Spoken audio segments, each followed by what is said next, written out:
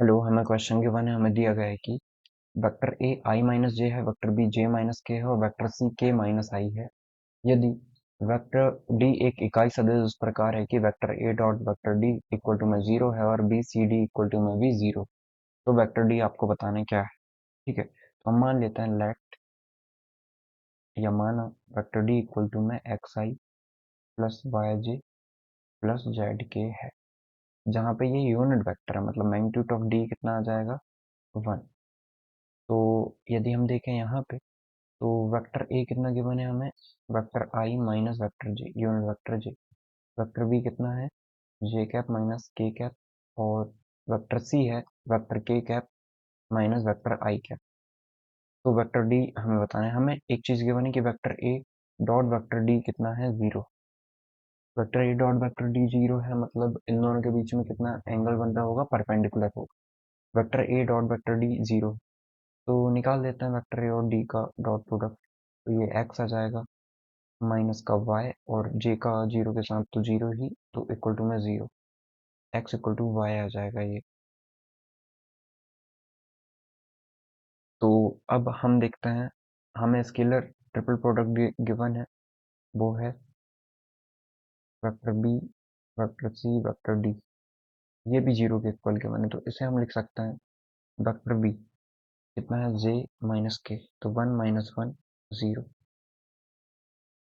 फिर vector C कितना है, वेक्टर सी है माइनस वन जीरो वन।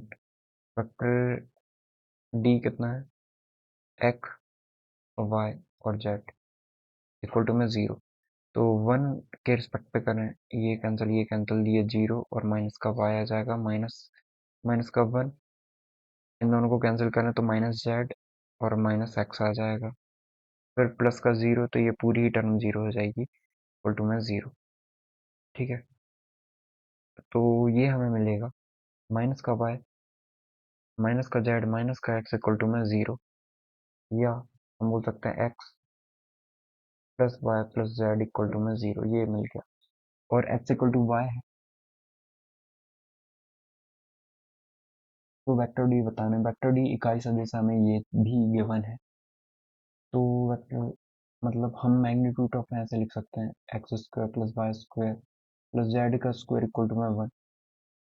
या स्क्वायर भी करना है तो X square plus Y square plus Z square equal to में वन आ जाएगा।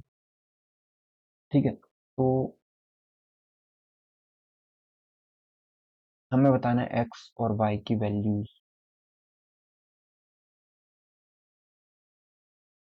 यहाँ पे यदि वाई रख दें तो two y square equal to में z square equal to one, तो यहाँ से तो कुछ निकलेगा नहीं। तो देखते हैं आप कंपैरिजन करके।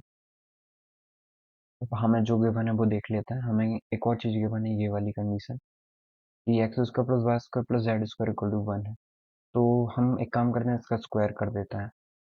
स्क्वायर करने से पहले हमें ये पता है ये एक्स है और ये वाई है और ये जेड है, तो वाई इसको भी हम एक्स लिख दें, तो ये टू एक्स प्लस जेड हो जाएगा इक्वल टू में जीरो।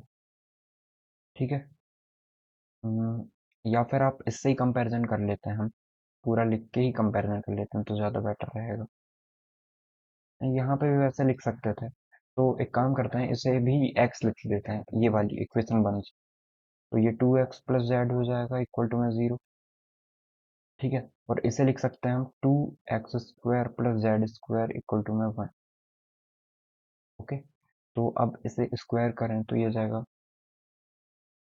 ये X square two X square हो जाएगा, तो ये फोर एक्स स्क्वायर प्लस का जेड स्क्वायर प्लस का two multiply two four X Z equal to में जीरो हो जाएगा। ठीक है,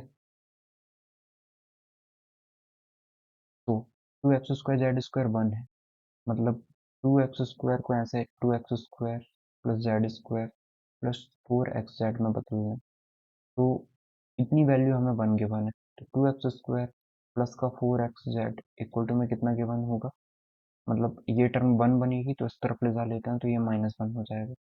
अब यदि हम टू एक्स कॉमन निकाल लें,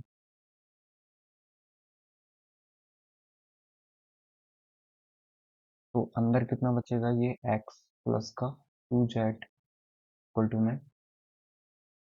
इक्वल टू में माइनस का वन। ठीक है, अब ये 2z है, x प्लस 2z है, इसे क्या लिख सकते हैं 0? नहीं, मल्टीप्लाई में नहीं है ना, 2x प्लस जेड है ये, तो 0 रखते तो पूरी टर्म ही 0 आ जाती। अब एक काम करते हैं, इसे रिलेट कर लेते हैं हम, x plus 2z equal to में -1।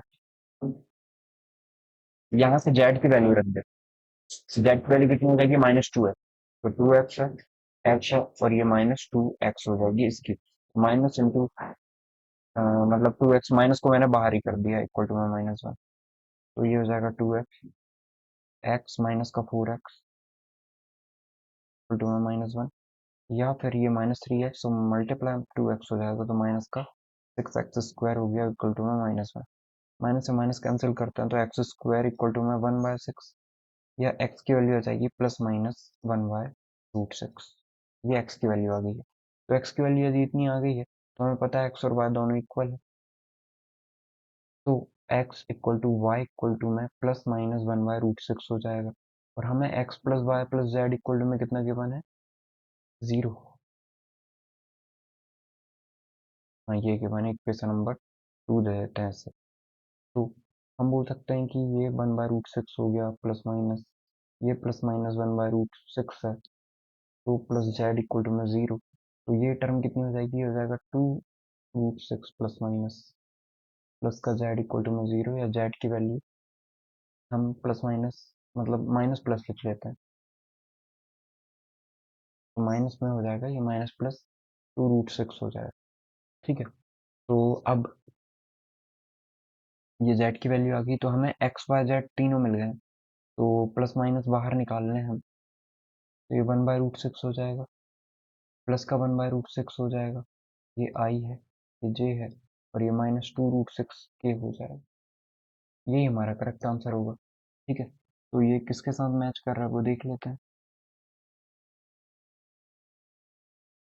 ये क्वेश्चन नंबर 15 कर रहा है मैच डी के साथ। ठीक है, तो ऑप्शन नंबर डी हमारा करेक्ट हो जाएगा। आई होप आपको समझ में आया हमने कैसे इस क्वेश्चन को सॉल्व किया था।